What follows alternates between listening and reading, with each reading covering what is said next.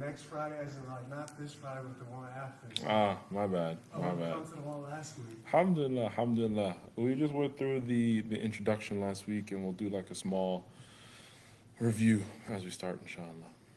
Bismillah, alhamdulillah, wa salatu wa salamu ala rasulillah wa ala sahbihi wa man wala, wa la hawla wa la quwwata illa billah. رب اشرح لي صدري ويسر لي أمري واحلل عقدة من لساني يفقهوا قولي اللهم صل وسلم وأنعم وبارك على سيدنا مولانا محمد وعلى آله وصحبه وسلم. Jazakumullah khair, guys, for coming out. It's always appreciated. Inshallah, we're going to be going through a book by Imam al-Ghazāli called The Deliverance from Error. Walaikum salam wa barakatuh. Last week we sort of went over a basic introduction about it, but before we get into it, if you are interested in buying the book, it's up there? Yes. Okay, if you're interested in buying the book, this is the source material that I'm using. You can find it on Amazon, inshallah. This book is essentially a spiritual, intellectual autobiography of Imam al-Ghazāli. It's broken into sections, and one of the things that and so just to give you table of contents, this is my breakdown of the table of contents, because the books goes into a bit more, but this is what he sort of goes through. And one of the things that we highlighted last week was how this is unique in that Imam al-Ghazāli is only talking about his intellectual and spiritual journey. It's really devoid of his personal situation, social economics, which obviously played a huge part in his life. He became one of the most prominent jurists and scholars of his time. Evans said that what his journey was like the equivalent of the most prominent, well-known conservative economist then becoming woke, then having like a completely left shift. Because I like the metaphor because he was traditional through and through. He went through the academic system. He was a supporter of the system, the Nizam al-Mulk, the academic apparatus of the time, was funded by the Sultan, the head of the government. And Ghazali, at a certain point, left it all and wanted to challenge everything. And so just to review sort of what we went through last week, who was Imam al-Ghazāli? Imam al-Ghazāli was a jurist, an academic, and a scholar, and a mystic in his own right. And he was incredibly sincere. The proof for that is that we still have his work till today, and Allah has blessed him that we're benefiting from them. And so Imam Ghazali is asked to recount his spiritual journey. This book was based off a question. Someone asked him, and the only reason why Imam Ghazali chose to write an autobiography was because of this question. And so something that we sort of deduced last week or extrapolated from the book was we should challenge how it is that we choose to engage in social media, how we live our lives, and what prioritization we're making for this. And the reason why he agreed was because he sought to benefit to other people. How? His entire life, he courageously scrutinized every sect and belief, in which he talks about how nothing was safe for him. He's constantly challenging not just status quo, but actually what he believed. And he refused to conform from a very young age. He mentions how, it's actually not mentioned there, but he was an orphan. Him and his brother lost their father, and he was bequeathed to a scholar at the time. And he just really dug into it and tried to benefit and learn as much as he could. And nothing was safe. He just constantly was pushing against what he was taught and what he believed. He studied kalam, which is rhetoric. We'll get more into that next week, inshallah. And the methodology of the philosophers, the Batiniyya, which are known as the Ismailiyya today, and the Sufis. And he left his post in search for this. He, again, had reached the highest level of success and acclaim at the time, and he abandoned it for 20 years, on this spiritual search and on this spiritual journey, which ultimately led to him.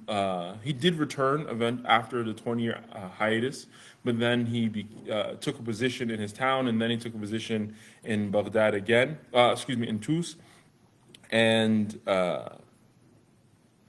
that's why we have this book, his spiritual autobiography, as well as his magnum opus, his Iḥyā Ulūm, the Revival of Islamic Scholars.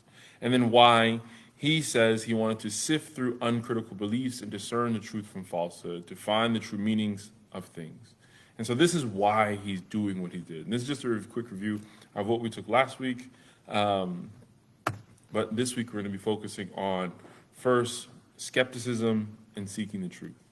The first thing that Imam Ghazāli, so the introduction, he sort of explains why he wrote the book, what encouraged him or inspired him to write the book, and sort of a very little bit about how he was or is oriented around challenging beliefs and whatnot. Now he's starting to take us through intellectually how that happened. And so the first thing he did was skepticism, and then the different schools of seeking the truth. So he starts off with the avenues of sophistry and skepticism. And again, as I mentioned last week, I am not going to be reading the book to entirety, but taking snippets, bits and pieces to sort of focus on the most important part of them. So he says, I scrutinized all my cognitions and found myself devoid of any knowledge answering the previous descriptions except their case of sense data and self-evident truths. The first thing that he did was he wanted to understand why he believed everything and what did he believe, and found that he had only sense data, the translation of al-hissiyat, the things that you can actually touch. I know this is a phone because I can see it, hold it, feel it, it's here. And self-evident truths. It's evident the sky is blue, so I know the sky is blue. Today it's not because it's raining, and I would tell you it's whatever color the sky is. And so Imam Ghazāli is saying he realized after sifting through everything, these are the only things that he knew, that we have these sense data and self-evident truth. He says, so I said, now that despair has befallen me, the only hope I have in acquiring an insight into obscure matters is to start from things that are perfectly clear, namely sense data. So I don't know what I know. How do I know what I know? I need to challenge all of these things. And what he's doing is establish an intellectual foundation. What is it that I'm building upon, and what am I trying to do? And this also, Rumi said that hidden things are revealed by their opposites. And this is a qa'idah, as a principle, a maxim in jurisprudence, that we know things from their opposites. There's a hadith that we're in, and before we go into the hadith, we know things from their opposites. So he's trying to understand the obscure matters by what he knows to be absolutely true. God's existence is this big, amorphous, we believe it, but how do we know God exists? And that's what Ghazali is really trying to get into. The Prophet Muhammad says, mention Hadith Qudsi, where Allah subhanahu wa ta'ala says, I was a hidden treasure and wished to be known, so I created creation and then made myself known to them, and they recognized me. And the reason why I mention this hadith is because what Ghazali is trying to do is find out who Allah is. He's searching and challenging against himself and everything that he believes to understand this hidden treasure, this obscure matter. Obviously, all of jurisprudence and theology is he's challenging, but the most important of things is to understand Allah subhanahu wa ta'ala, to understand God. And so this is what he's starting. This is the basis of his intellectual foundation. But also this is something that we should challenge, As I mentioned last week, intellectual pursuit and problematizing of our beliefs is not something obligatory for every single person. It's going to be based upon our capacity, our questions, our orientation. If I could find the slide. So we're on 21. Last week we went over. I won't be able to find it, so it's all good. But Imam Ghazāli mentions in his another book of his called al-Iqtisād fil i'tiqād, the moderation in belief. In the introduction, he mentioned that there are 4 types of people whom this book is written for. And the first one, he says, it's actually if you are not inclined to these things and you just doing your acts of worship and fulfilling your daily obligation, then you don't need this. Don't study this stuff. And that goes back to the hadith where the Prophet Muhammad ﷺ went to the Bedouin girl, or the young girl, and said, "Where's Allah?" And she pointed to the heavens. He said, "Free her, أعتقها فإنها مؤمنة." Free her because indeed she's a believer. That was sufficient for them. Now, in our modern times, things are different. We're exposed to intellectual thought and philosophy, and that may not be enough for us. And that's when, based upon our need, is to the extent that we need to know more. So if if these intellectual thoughts or ideas or anything now is a part of our life that now it becomes problematic for us, we need to problematize, we need to question, we need to find out why we believe what we believe, and how is it that we can come to a healthy understanding of what we actually believe. And so this is very specifically applying to things that are fard ayn, the things that are individual obligation. We all have different obligations. There are two different types of fard, two different types of obligations in Islam. You have fard ayn, things that are obligatory for every single person. So I need to know how to pray. I need to know how to fast Ramadan. I need to know how to make hajj. I need to pay my zakat if I reach the nisab. Not everyone has to pay zakat, so if you don't need to pay zakat, you don't have to know the details of zakat. Same thing with business. I don't need to know the details of business transactions because I'm not a businessman. If I do become a businessman, fulfilling my family name, merchant, then inshallah I have to go study that stuff. But there are also fard kifaya. We don't need everyone to be an alim. Not everyone needs to be a scholar. But there must be some group of scholars preserving the knowledge. A better example would be janazah prayer, the funeral prayer. Not every single one of us needs to know how to pray janazah, but somebody needs to know how to wash the body, how to pray the janazah, perform the janazah. And if nobody knows it, then collectively, we're at fault. So that's the communal obligation, and then we have individual obligations. So we need to question, just like Ghazali is doing, for our individual obligations. What do I know about Allah? Is it sufficient for me to worship? Do I have questions? Is it sound, or is it just merely based on culture and things that I've inherited?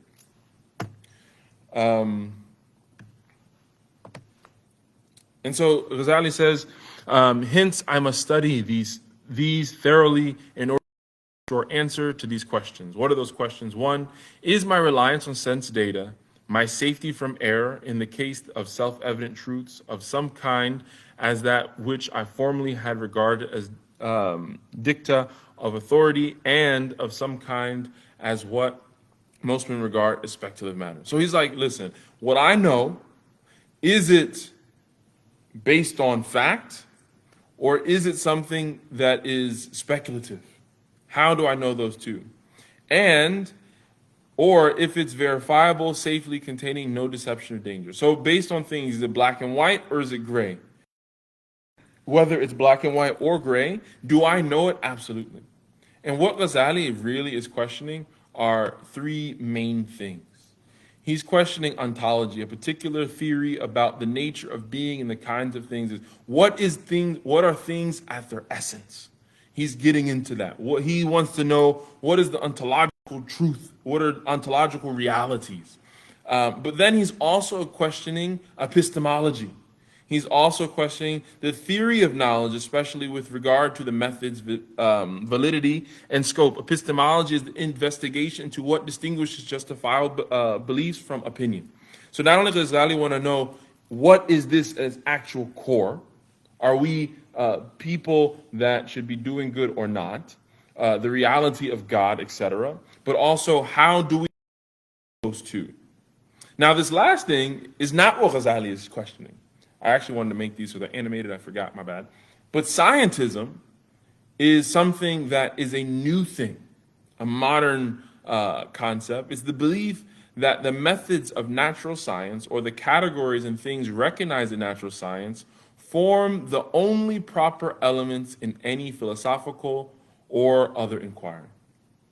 And so now we live in our modern time, particularly after so you have early on in Christianity, the Christological debates, we have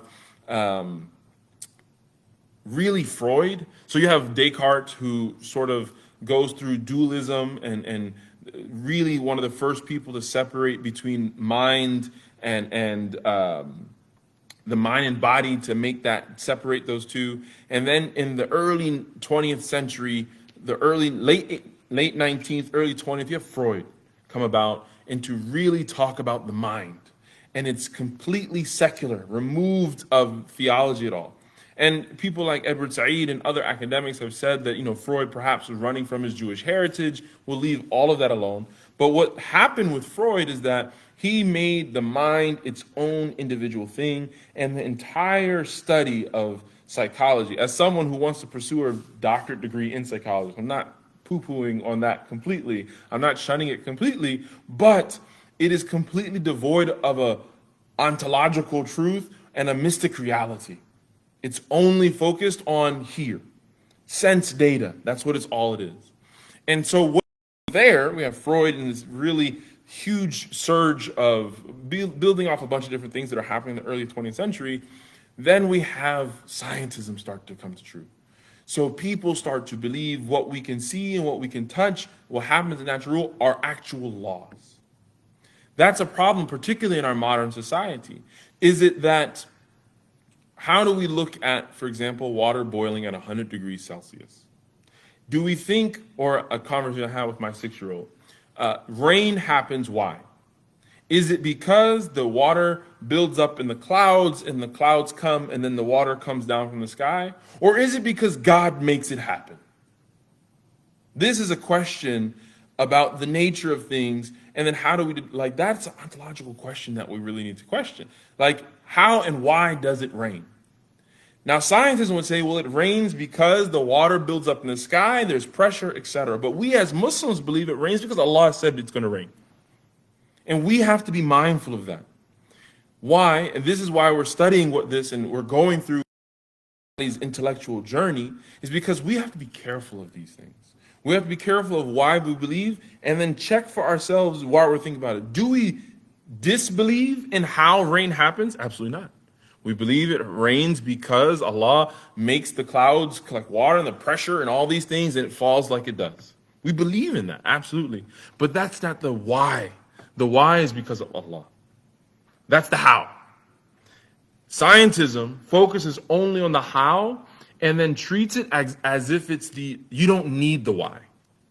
And this is a modern concept where that then trickles down into so many aspects of our lives, so many parts of our modern interaction with society, because if I'm not thinking about the why, then I'm not thinking about God. Or if I'm not thinking about Allah, then what am I actually thinking about? And for us as Muslims, we need to problematize that. What is actually absolute truth, as Ghazāli mentions in the previous slide? Is it self-evident truths? And am I treating it as a dictative authority? Or in the second question, or is it verifiably safety containing no deceptions? Is it black and white? Do I know it 100% and I have iman yaqeen in this situation? Or is there some doubt in there? Ghazāli continues on to say, and we're going to finish early, inshallah. Everyone, if you have questions, please, we'll get to them. When these thoughts occurred to me, they penetrated my soul to deal with that objection. However, my effort was unsuccessful since the objection, and we're going to get into detailed wording, so stick with me for a second. However, my effort was unsuccessful since the objection could be refuted only by proof. So he's wondering, again, what is sense data? He's asking, we're going to go back. He says he's trying to figure out, all the way back, what is sense data and self-evident truths, and determine that from what is obscure matter. Black and white, how do I know it? Is it based on things that are hissi, that I can touch, or things that are just apparent? And then he says, okay, now I'm trying to determine those things. He had a problem because the only way he could find out what was true required a proof. And the only way to put together a proof was to combine primary cognitions, as if in my case, these were admissible because it's impossible to construct a proof without the primary things. And so this malady was mysterious, and it lasted for nearly 2 months. During that time, I was a skeptic, in fact, in utterance and doctrine, but not in utterance and doctrine. At length, God Most High cured me of that sickness. And so we want to point out a few things. Ghazāli is separating between utterance and doctrine. Ghazāli is saying during that time of shak, during that time of doubt, where he couldn't determine what was right and what was wrong. He said he was in complete doubt. He was a skeptic of everything, but it wasn't utterance and doctrine. And so we should ask for ourselves, how often do we hear things in common parlance that because utterances on the tongues of everyone else, without any sophisticated understanding of what the doctrine behind them or how they impact our lives? Thinking about just utterances. He mentions utterance and doctrine. I sort of want to problematize that anymore. How often do we hear things? How do we think about things? Things, whether it be from the left or the right. Do we problematize them and figure out what are these things and what are the underlying truths to that, or what are the underlying understandings behind that? And does this align with my beliefs as a Muslim? Likewise, how often do we ascribe to doctrines that we don't actually profess or have any fervent belief in? How often do we say we believe in things that we don't know anything about? I believe that La ilaha illallah Muhammad Rasulullah. Do I understand that? I believe Islam means peace. I believe Islam means surrender. I believe Islam is the best. Islam is the truth. Okay. What is that? Why? How to understand that, etc., etc., etc. And then Ghazali attributes the cure to Allah. Do we maintain this intellectual humility? Remember, Ghazali went from being, if we're using our modern metaphor, the most prominent, famous, conservative academic of his time, and left his position in the most prestigious and academic apparatus in the biggest city. So imagine it's like going to Boston, to Harvard, to the biggest academic institution, and then leaving it and going the complete opposite direction. Ghazali does that. And even as he's writing about it retrospectively, he said that it is Allah that cured me. And so do we maintain this intellectual humility? When we learn something new, perhaps that others don't know, or when we correct a previously held belief, do we attribute that to Allah, or do we think we're actually smart? Do we think we've done something? We should always do that. And then what first principles are required to ensure a spiritual ethic of intellectual humility? What do we have? What tools do we have in place to keep us humble like Imam Ghazali was?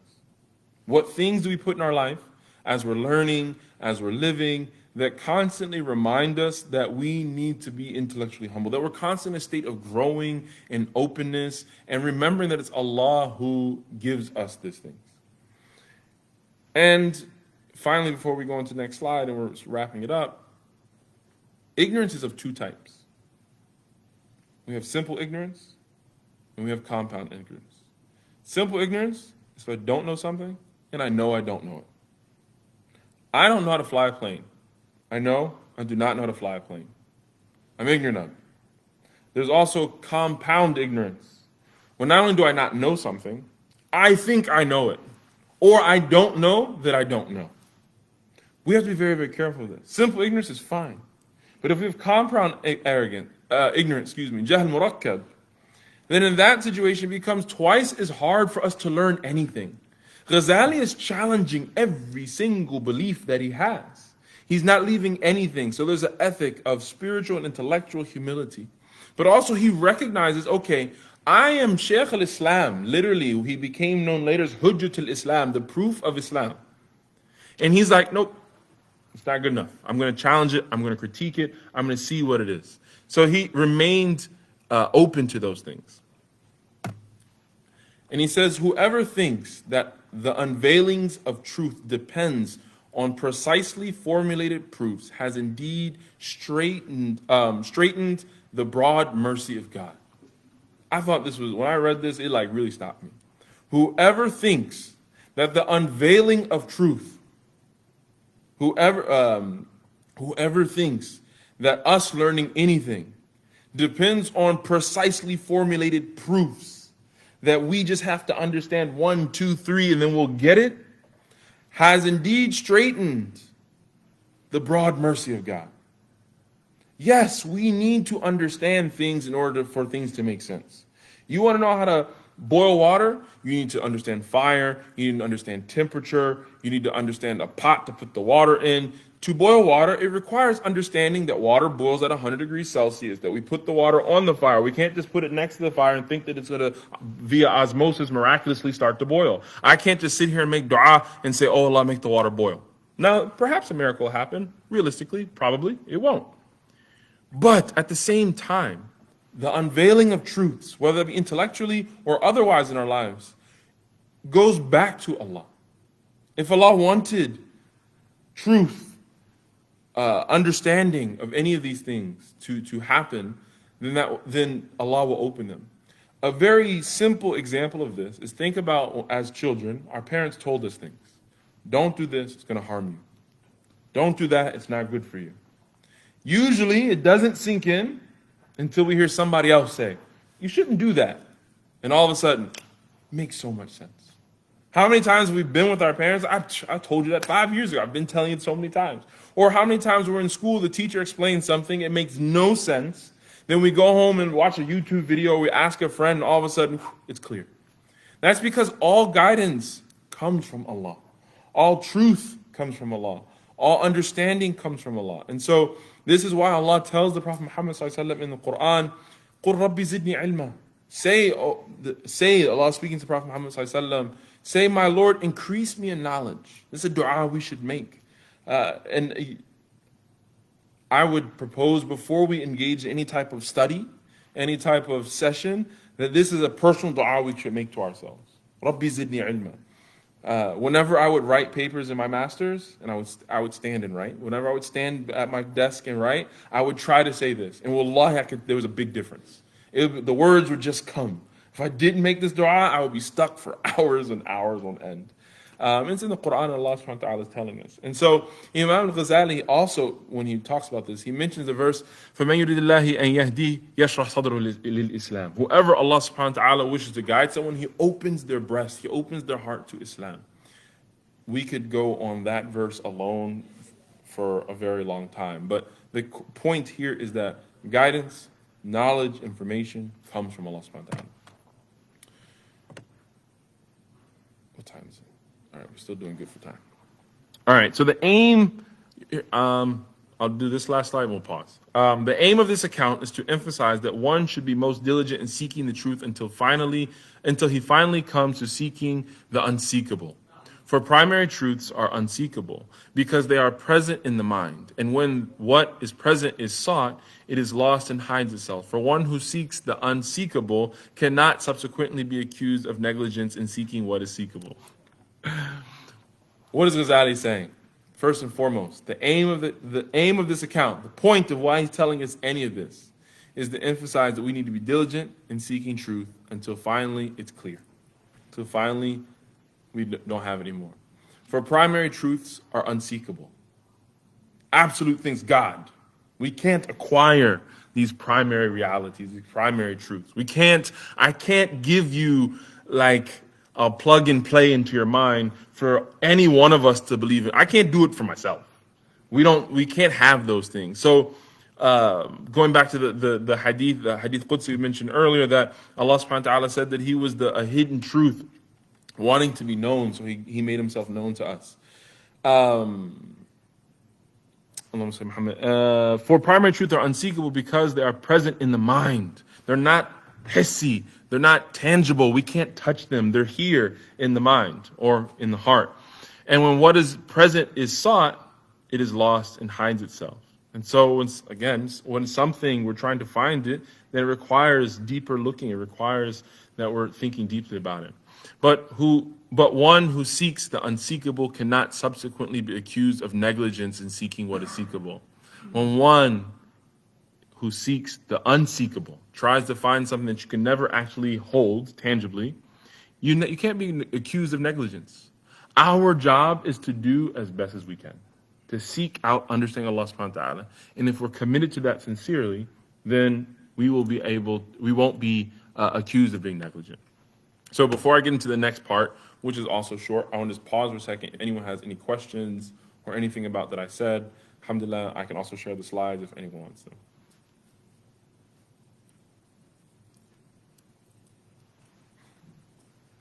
Yeah. On Islamic golden age, Do they used to use the same method like al-Ghazāli, or Do they use the same what? I'm sorry. like the same method of studying? Yeah, yeah. So Ghazali was a product of the Islamic Golden Age. He died in 505 Hijri, which is like 1111 Gregorian from the Christian era. And he was at the heart of it, really. Right after the Seljuk Empire became into power, and he went through the traditional system. He was trained in all of these things. And so he is critiquing the system at its core. What he's saying is, this is for me now, we could also understand it as a critique, and some academics have, as a critique on the socio-political reality that existed at that time. Though this book is devoid of politics, devoid of social economics, other books of his have included them. But by him writing this, it's a challenge.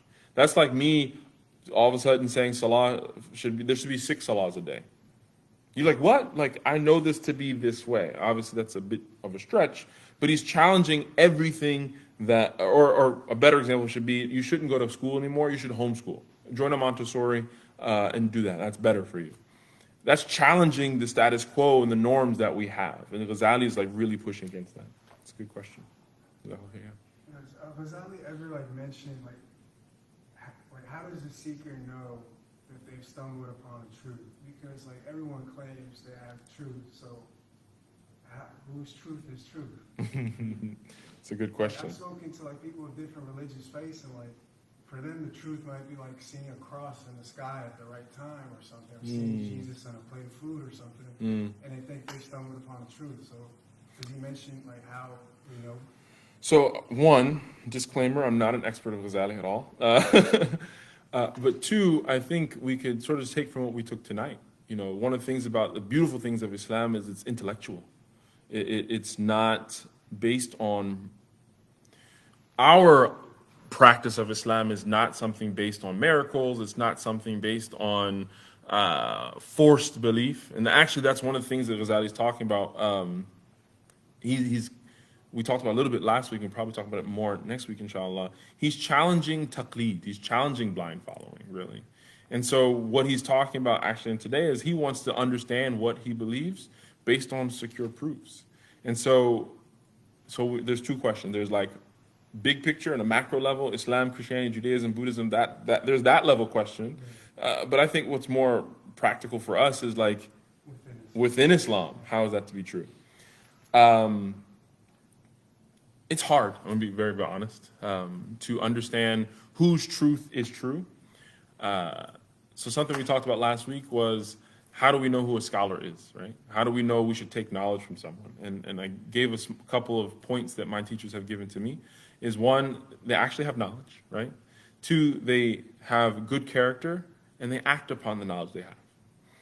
Once we have that, the good character, they act upon what they know, and they actually know something, drain that source. Get as much as you can from it. And if there's something problematic that's said, or you hear something, then we challenge it. We ask questions. There's no problem asking questions in any umur shar'iyya, any religious affairs. It's different if you have like a spiritual guy, like a sheikh who's like teaching you and teaching you character, and he says, listen, you need to go clean the bathroom. You're arrogant, this is part of your spiritual journey, you should do it. That's not something we should ask questions about. They see something, they're helping us get a mentor, get to a different place. But with regards to fiqh and aqeedah, ask. Make sure that you understand. And we can't forget any of the 3 main categories of our religion. The hadith that we're going through in the khutbah is hadith Jibril, wherein the angel Jibril came to ask Prophet Muhammad ﷺ 3 main things. What is Islam? What is Iman? What is Ihsan? Islam focuses on the external oriented things. Islam focuses on prayer, fasting, zakat, hajj, all external things. The belief is one thing, but even that's a testimony that you say it, right? Iman focuses on internal things. I believe in Allah, I believe in His angels, His book, etc. So that's intellectual, theological there. The last part is something that we often leave out. One of my teachers has this beautiful diagram that I've sort of stolen from him, that oftentimes, we'll get to the last point, I haven't forgotten. Islam is like one circle, right? The external. We hyper-focus on that. Am I praying? How long is my beard? How long is my pants? All those things, right? We focus on those. Some people, mashallah, they're blessed, and they come out of that circle to another circle, a little bit bigger, that encompasses the first. Some people are blessed to come out of Islam, they go into Iman. They start to do things because they believe in God, and it's really based on a desire to get close to God and to know God. The last circle, which encompasses all of them, is spiritual. And we can't forget any of these three buckets. So if anyone is teaching you something and is leaving off one of those buckets, it should raise a red flag. It doesn't mean necessarily that like you can't take from them, you can't benefit from them, but you know that's an area you need. You can't fiqh, studying jurisprudence, without spirituality is incredibly dry. Water, you need this type of water, and you can't use that type of water. It has to be this much amount of water, and it can't be this color. It doesn't. What is that doing anything? That's something Ghazāli mentions in his Iḥyā. That the point of studying any of this stuff is to help us get closer to Allah subhanahu wa ta'ala. And one of my teachers, he said that I wish that we would study fiqh that way, jurisprudence that way, with a spiritual inclination and a spiritual purpose. And so, yeah. You had a question, brother.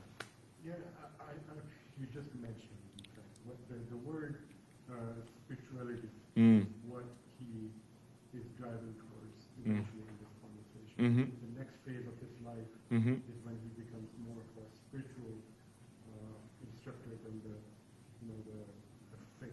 He in fact said at one point that what I couldn't find in the libraries and among the ulama, I found it among the spiritual aspects of the Sufism. Yeah.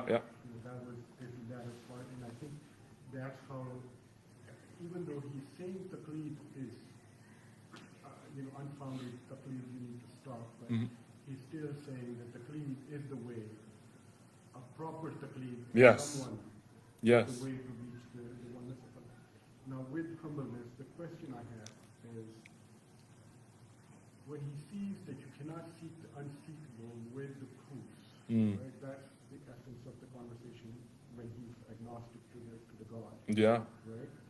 Is then why the prophets were given the proofs, the very essence of the primary proofs for them to believe in God, while for us there is no proof except to rely on our secondaries Yeah. to believe. Yeah. I struggled with that question when we came to that stage. I'm going to make sure I understand your question right. It's not a question. Don't look at it as a comment, as something that I don't understand.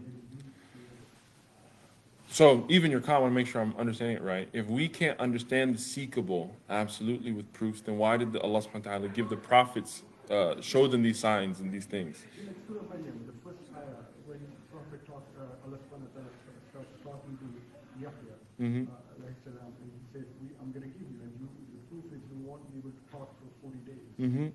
Maryam, she will be there, and Isa, and Yusuf, and, every one of them, every prophet, in fact, was given the primary proof that they could touch, feel, experience. While the rest of the Ummah is given pretty much the secondary to rely upon, judgment, intellect, to reach the conclusion that God is omnipresent. Yeah. So I would say two things. One, the difference between the prophets in these situations, that Allah tells them explicitly, this is a proof. You're not going to talk for this much time. He told Musa, take your staff, hit it with your staff, or throw your staff. He tells Isa, the Prophet Muhammad sallallahu the moon, all these things they know explicitly. We get signs all day, every day. We're just not aware necessarily that's a sign. So that one time you're about to get in an accident, you could have swore you hit the car, but you didn't hit the car. And you're like, what happened? Or when the sun comes up, or it starts raining. These are proofs of God's existence, but it's not black and white how the prophets. They don't have Allah saying this is a sign. So that's one aspect. Two, I don't know, to be honest. I think it's a good question, though. I think to be a prophet would require an extra step of ilm al-yaqeen, like concrete understanding and belief. And so they are given that because of they're not just holding it for themselves, they're carrying it forward. And one could argue this is why we have karamat, we have miracles that happen to righteous people, because they are in that station where they're helping people. But Allah knows best. Allah knows best. Yeah. Bilal, right? Yeah, Bilal. Mashallah. Can you explain again Ghazali's his understanding of what is sense? Because I believe it's like he uses senses as proof. Is that correct? Mm-hmm. Like some of the touch, Yes. smell, see, Yeah. and hear. Mm-hmm. And then you mentioned something about the primary senses that cannot be trusted. I'm trying to figure what's the difference between the primary, the physical senses like the touch, smell, hear.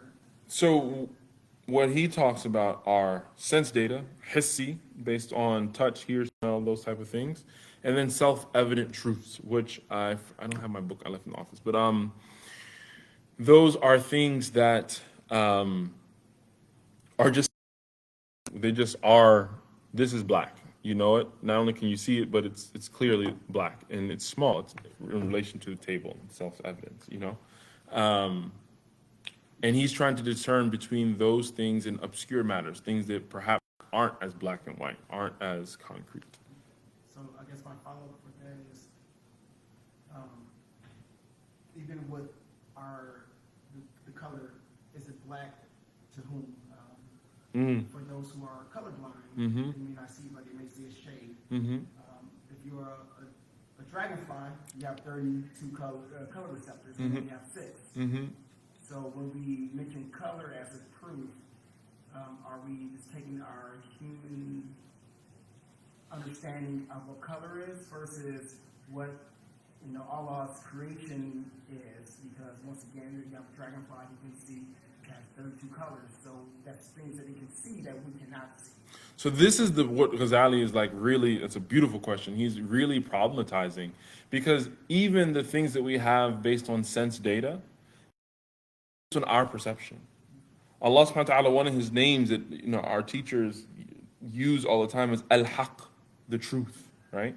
And that's because he is the truth, the real. He knows things, subhanahu wa ta'ala, in their absolute reality. We will never know that. This is black to me, but it's not Veda black. It's not the absolute black, right? And this may look gray in one light to you, and it's going to differ based on human beings. And the spec numbers they use to create this case may not be actually black. They may be combining this and that to get, we don't know that stuff. Allah subhanahu wa ta'ala knows things absolutely concretely. This is this. And perception is limited. As you mentioned, you said dragonflies have all these different colors. We have, what am I thinking in Arabic again? But like shadh, we have, someone help me here. What is shadh in English? Outlier situations, things that are not the norm, for example, which is someone who's colorblind, who won't be able to see that. Now, are we going to make a hukum based on the shadh? Are we going to make a ruling based on the minority situation? No. But we still take into account that everyone's perception is going to be different. I may not be colorblind, but my ability to perceive black, for example, may not be as strong as yours. It may not be like a dragonfly. And that's a part of the problem. Not only are we dealing with sense data, we're trying to know something that is unperceivable, God. And so that's really what Ghazali is trying to get to. It's a good question, yeah. Reference to your question, sometimes I understand. Yeah, Bismillah. Is that he doesn't go into the philosophy of the question. No. Like to go into the discussion about is the color really black, or is it the perception of the color that is black? And if 40 people look at the same color, what perception they get out of it? I think when he's talking of the senses, he's saying it up. Yeah. The word self-evident is what is the essence of that statement, which is, can all 40 of us sitting here look at something and agree what it is? And if we do, that is kind of That is what we are going to conclusively say that is what it is. he does not go beyond the depth of that philosophical discussion about who defines black. Yeah. Black is the combination of 50 colors that come together. Jazakallah khair. Beautiful point. Beautiful point. So just to wrap things up, again, I'm very appreciative for all of you all, and I'm learning from you all and your questions. Comfort zone. Ghazali sums up sort of the end of chapter 1 with the categories of those who seek the truth. And it's very, very simple. He says the categories of those who seek the truth limited to 4 groups. Mind you, this obviously at his time, there are obviously more, but he's sort of wrapping it up into 4 things. One is the mutakallimun, people that get into a logical discussion using the Sharia, using text to understand things as reality. So I'm going to try to break this down more, next week, the difference between the mutakallimun and the philosophers, who allege that they are men of independent judgment and reason. The philosophers will be the second category, though he mentions the Batiniya as the second. Actually, then later on in the book, he mentions the philosophers second, so we'll stick with that. Those who maintain they are men of logic, and I can't pronounce that word to save my life. Again, simply, we're going to go into it more next time, inshallah. The difference between the mutakallimun and the philosopher, because they're both using logic. One is looking at establishing proof from within Islam, within the Sharia. One is looking at it from outside the Sharia. My basic understanding of that. So mutakallimun are trying to understand God's existence using Quran, induction, logic, and hadith, and based on these things, whereas the philosophers are using pure intellectual reason and things to understand these same things. Then you have the Batiniyas, or the Batinites, which are the Ismailiyya, which were a large group, particularly at his time, and the reason why I think he mentions them, and I need to think about it more, is because a key concept for them was that they were learning they had an infallible imam that they were taking from. And so they attributed everything to one person. I haven't thought about it enough to understand it in our time. We'll get to it when we get to it. And then lastly, the Sufis, who claim to be familiars of the divine presence and men of mystic vision and illumination. He does end up becoming Sufi, but he even has a critique on Sufism and what it is and spirituality, etc. But those were the 4 main categories that Ghazali talks about. So as we're wrapping up, he says, I then said to myself, the truth cannot transcend these 4 categories. For these are the men who are following the paths of the quest of truth. Hence, if the truth eludes them, there remains no hope in ever attaining it. For there can be no desire to return to servile conformatism, taqlid, once it has been abandoned. Since a prerequisite for being a servile conformist, a muqallid, is that one does not know himself to be such. So the next slide is really the crux of this whole thing, but what he's essentially saying is that he thinks these are the 4 people who are really searching, and once you recognize that you are blind following and you need more, then you can never go back. And this is really the crux, the last slide before the summary is, but when a man recognizes that, recognizes that they are blind following, the glass of his servile conformism is shattered. This metaphor is so beautiful. The glass of his taqlid is shattered. An irreparable fragmentation and a mess of which cannot be mended by patching and piecing together. It can only be melted by fire and newly reshaped. His wording is the metaphor he's giving is absolutely beautiful. And it's true because taqlid is a weak form of understanding something. Me believing simply because I believe is the weakest form of believing in something. It's not real belief. If someone comes with a question or something, someone comes with a doubt, perhaps unintentionally, that can shatter our entire belief of God. And so what Ghazali said, when someone recognizes that their knowledge is not strong, it's weak, then their whole concept is shattered into irreparable fragmentation. With a mess that cannot be mended by patching and piercing. Once this has been broken, it's very difficult to put it back together. And I brought this image here purposefully. How can someone remake this piece of glass? How can they make this a cup again? You can't simply just put it together and put some glue or something. While you perhaps could, it will never be the good, strong quality it once was. What does he say? It can only be melted by fire and newly reshaped. That for me was so beautiful. And again, another one that just really paused me. Because when we're thinking, this can be applied to any form of knowledge or any area of our lives. When we recognize that we don't have firm understanding in it, and we're shattered, our understanding is now shaken or broken to a certain extent, we must go through the fire. We have to go through the arduous task of challenging oneself on what is deemed correct and what is incorrect. That's a hard process. It's literally fire. It's smelting, trying to figure out and to put this thing back together. And newly reshaped, the byproduct is inevitably a new thing whose core pieces remain but no longer resemble the original. If we were to put this into fire and warm up the glass, it would still be the glass we had in its original state, but it's not going to look the same anymore. Even if we smelted it all the way down, smelt might be for metal, I'm not sure, but anyways, if we were to put it in fire, a kiln, and heat it up, even if we got it to the point where it becomes liquid, once again, it's the same glass that but now when we blow it, it's going to be something different. It's going to be perhaps more brittle, the properties are different, et cetera, et cetera. And so this process is necessary in every area that we're seeking to improve in. So going back to Hadith Jibril, in the three main categories, external. We have to challenge what's done. And that's the amount that we're doing, the consistency we're doing, and the quality that we're doing it.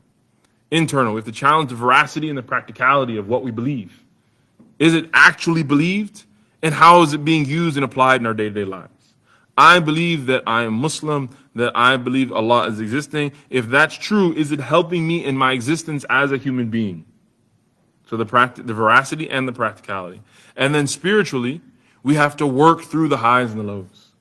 We have to, oftentimes, and I've mentioned this multiple times before, oftentimes we think that our spirituality is determined, or the metric for our spirituality, the radar for our spirituality is based on our emotions. Am I feeling good? Iman high. My iman is so strong. No, that just means I feel good. That could mean that I'm spiritually high, but it may not be. Our emotions don't dictate our spiritual state. Our spiritual state is dictated by our ability to remain consistent throughout. When things are good, do I start questioning God? Do I stop praying? Listen, so there's a mental health conversation about depression, anxiety. I want to recognize that it's a real thing. It's something that will affect our prayer, etc. It's sometimes needs medication. I'm not dismissing it or belittling it at all. But spiritually, what do I do then? Do I go see a therapist? Do I do the work that's required so that I can get better and feel better? And am I still cognizant of God throughout this entire process? Regardless, even if we're clinically depressed or clinically anxious or whatever. Or if it's just a bad time. Because that happens too. Not everything has to be clinical, right? If we're having a bad time, we got into an accident, got to fight with our spouse, we don't have a spouse, we want to get a spouse, we want a job, we want all these things, right? How do we maintain our belief, our ability to keep pushing to moving forward? That is our spiritual challenge, removed from our emotional reality.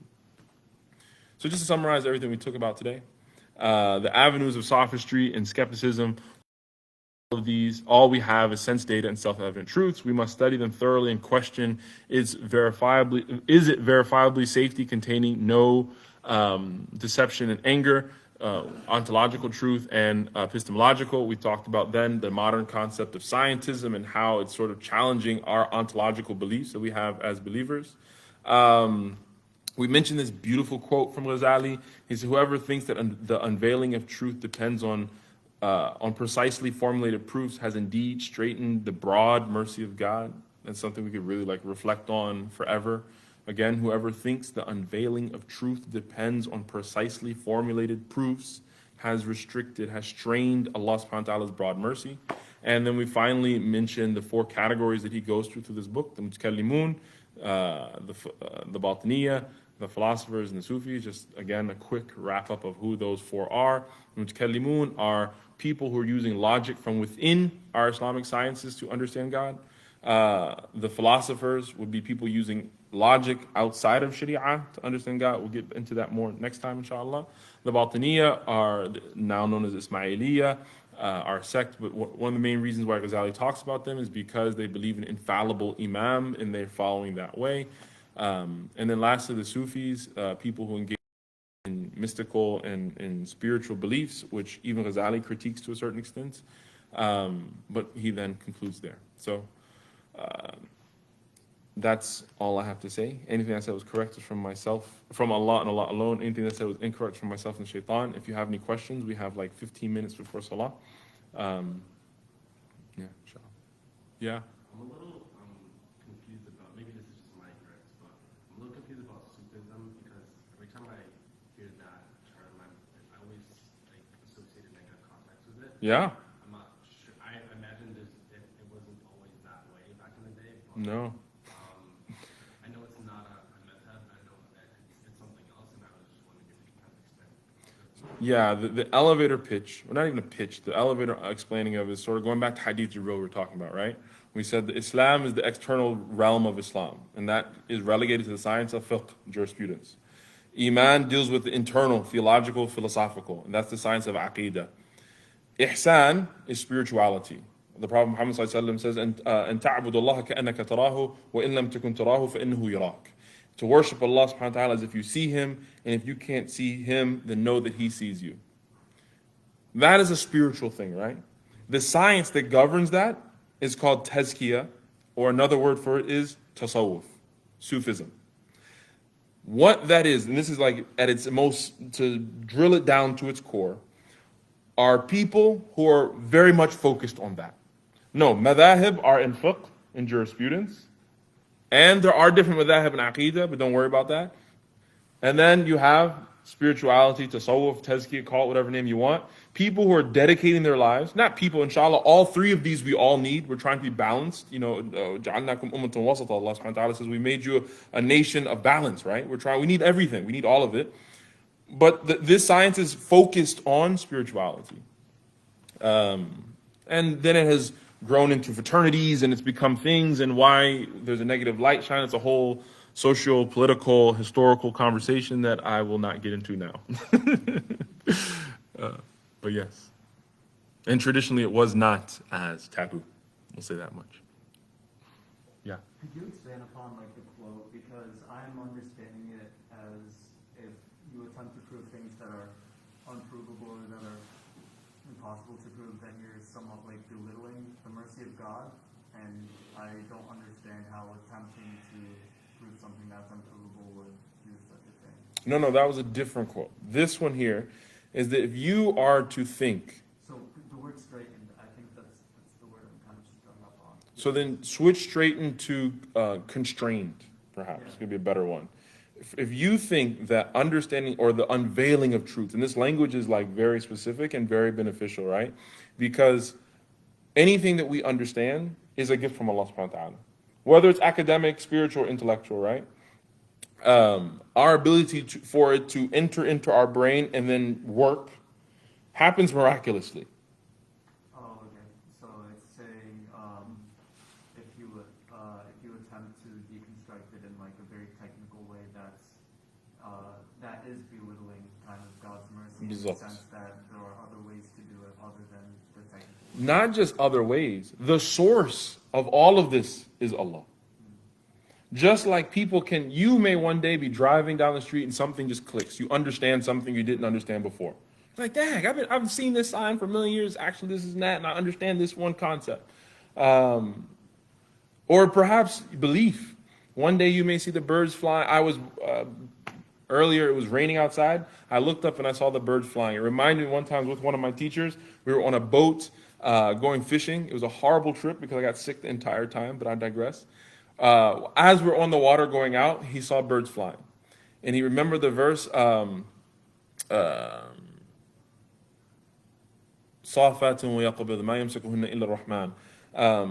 you not seen the birds? They're going out with their wings out and then restricted. Nothing holds them in the air except for Ar-Rahman.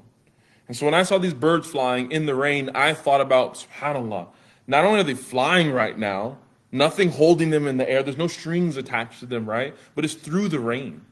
That to me was like, in like 2 seconds, right? It wasn't something miraculous, but that was a gift from Allah. You see what I'm saying? And so anything that we understand we're trying to understand ontological truth. We're trying to understand things at its essence, at its core. That everything is always going to tunnel back to Allah subhanahu wa ta'ala. I think it's also really interesting to note that in other subjects as well, such as mathematics. You have these questions of we need certain axioms or we need certain statements and certain things that are self-evident before we can even attempt to prove them. Like for instance, the idea of like an infinite amount of like prime numbers. Before you can even attempt to prove that, you need certain statements that are just statements that are not even provable, that you kind of like have to take for granted and that are just truths in of themselves. So I think it's also this idea of unveiling like very specific truths is not specifically just in Islam, but it's in other subjects as well. So. 100%, and that's why we sort of maybe before you got here, well, we talked about scientism a little bit, because nowadays, particularly in the 20th century, post-Freud, all of these things, we just have relegate things to their natural way they go. We believe the Big Bang happened because it just happened. There were molecules that came in, boom, then the whole world, blah, blah, blah. Whether you believe or don't believe, that's not a discussion.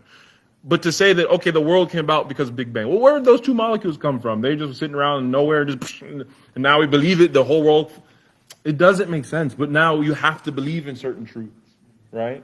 And that's a whole thing in itself. I was talking to Imam Farhan, we went running last night after Iḥyā, about how now everyone's talking about UFOs. These unidentified, the aliens and all these things. Habibi, you don't have a mystical, metaphysical world. And so now you have to create one. We believe in jinn, we believe in angels. There's an unseen realm that exists for us. And because we believe in that, it's okay to, do aliens exist? I don't know, but I know jinn exists. It's far more powerful than any alien you think that you saw. You know what I'm saying? So yeah, hold on. Yeah. You mentioned at the beginning about understanding things from where you are. So like you said, you're not a business person, so you don't. Inshallah, one day. I'm not sure if that was from al-Ghazāli or if it was from just your commentary, but is it recommended, according to al-Ghazāli, to study, Islam in where you are? So if you're an arborist, you're dealing with trees all day, you learn the hadiths about trees, or what's mentioned in the Quran about trees and nature. Yeah. Is that something that is, I guess, discussed? Yeah, absolutely. So to delineate it, just like break it down real quick before we call it then, first we were talking about farad ayn, what is individual obligatory for us. We need to know how to pray, fast, do these things, right? So we need to know farad ayn, everybody. And then there's collective obligation. There are things that are not obligatory for everyone. Now, your question more specifically, if you're into horticulture, you're into smelting, whatever your trade is, should you not know about that? The entire point of this whole book, Ghazali, is trying to get us to understand how to get close to Allah subhanahu wa ta'ala. We'll pause, I'll finish. Allahu Akbar, Allahu Akbar. Allahu Akbar, Allahu Akbar. أشهد أن لا إله إلا الله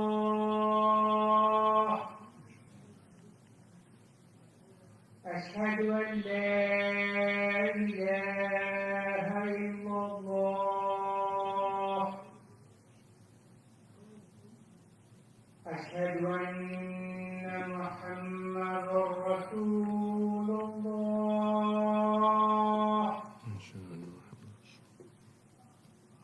أشهد أن محمدا رسول الله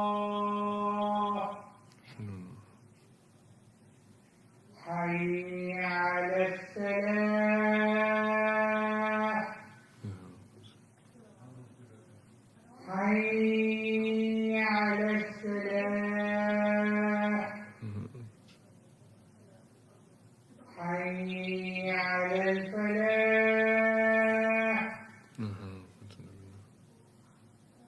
حي على الفلاح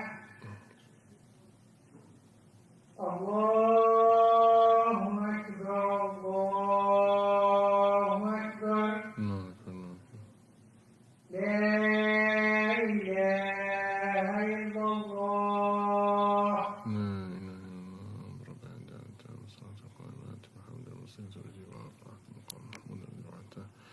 To get back to your question, yes, if we're focused, the point of this book is to focus on that which is going to be, one, give us concrete understanding of Allah subhanahu wa ta'ala, but also those things are going to help us get to Allah subhanahu wa ta'ala. And I think in a sort of a more ancient traditional society, if you were into whatever field, then you would learn the sciences around it, but also the spiritual practicality about it. So I know someone who is studying traditional bookbinding in Turkey, and there's an entire adab around that. There's an entire culture of manners around that, and they're learning specific things around bookbinding and dua they say when they're doing, et cetera, et cetera, et cetera. So absolutely, yeah. Wallahu a'lam. Final questions? I'll just make a comment about that statement. Yes, please. Could be wrong. It's just my statement. Bismillah, it's all good. If you read that statement this way, you break it down. Whoever thinks that the unveiling of truth, in the traditional sense, that's haq, Mm-hmm. that's God. Mm-hmm. You replace the word truth with God, Mm-hmm. right? Then depends on precisely formulated proofs. I think where he's going with that is that if you're going to go and try to prove the existence of God through X equals Y, then Y must equal Z, and Z must equal then the existence of God, Absolutely, then you're restricting the omnipresent, the mighty God Mm. into the single formula, Mm-hmm. which is restricting the mightiness of God. Allahu Akbar. Yeah. And knowing Ghazali, he believes through the parts of path of Sufism Mhm. on that God exists in everything. Mm-hmm. God is omnipresent. God is the universe. Mhm. God is you. God is he. God is everywhere. Therefore, don't try and attempt to restrict him to the small equations. Yeah, it's beyond. So I think Ghazali may have stopped a little bit before you. It's more Ibn Arabi. Ibn Arabi was more like God is in everything. Ghazali, but the knowledge of God, the power of God is absolutely in everything. We can, and I couldn't agree more. And that's what we're trying to get to, right? Or everything is a reminder of God's magnificence. But we have to pray. جزاكم الله خير. سبحانك اللهم وبحمدك أشهد أن لا إله إلا أنت أستغفرك وأتوب إليك والعصر إن الإنسان لفي خسر إلا الذين آمنوا وعملوا الصالحات وتواصوا بالحق وتواصوا بالصبر. Next week we will not be having class. I'll have the class the week after. I have an engagement before I started my job that's next week at the exact same time. I couldn't change it. So not next week, the week after next, inshallah. Let me just. Not next week, but the following week. Yes. I'm gonna try to come. But I do want to follow up with you on Yeah. my question because that is something that I'm trying to incorporate in my life is to ensure that my halal means of earning Yeah. can also contribute to my focus to Allah. Mm-hmm. And also to defend, not only to defend, but also to explain Islam in my context.